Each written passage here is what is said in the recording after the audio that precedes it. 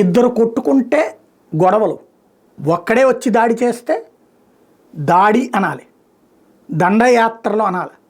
నాగపూర్లో జరిగిందేంటి? హిందువులు వాళ్ళ కార్యక్రమం వాళ్ళు చేసుకుంటున్నటువంటి సందర్భంలో ముస్లింలకు సంబంధించిన ఒక వర్గం వచ్చి దాడి చేసినటువంటిది. ఏంటది వీళ్ళు చేస్తున్నది? ఔరంగజేబుకి వ్యతిరేకంగా. వాళ్ళు కూడా శివాజీకి వ్యతిరేకంగా నినాదాలు చేశారుగా, భారతదేశానికి వ్యతిరేకంగా కూడా నినాదాలు చేసిన వాళ్ళు ఉన్నారుగా. ఎవరి యాజిటేషన్ వాళ్ళు చేసుకుంటే తప్పేంలే.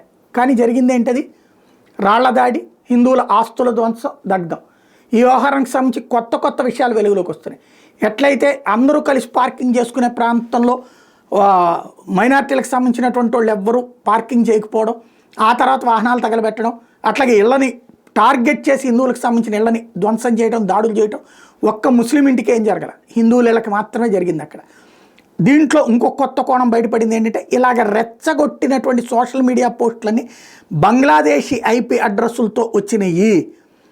ఇది ఆ పోస్టుల ద్వారానే వీళ్ళు రెచ్చిపోయారు. ఇది పోలీసుల తాజా దర్యాప్తులో తేలినటువంటి అంశం.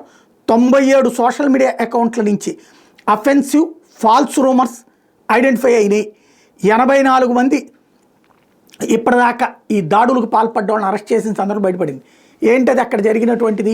పోలీసులు అడ్డుకునే సందర్భంలో ఒకళ్ళకొకళ్ళకి జరిగినటువంటి ఇష్యూని కాస్త హిందువులు ముస్లింల మీద దాడి చేశారన్న విధంగా వీడియోని మార్ఫింగ్ చేశారు. అలాగే ముస్లింల మీద పోలీసులు లాఠీ చార్జ్ చేశారన్నటువంటి విధంగా ఆర్టిఫిషియల్ ఇంటెలిజెన్స్తో మార్ఫింగ్ చేశారు. దాని ద్వారానే ముస్లింలు రెచ్చగొట్టారు. అదే ఇప్పుడు బయటపడినటువంటి అంశం.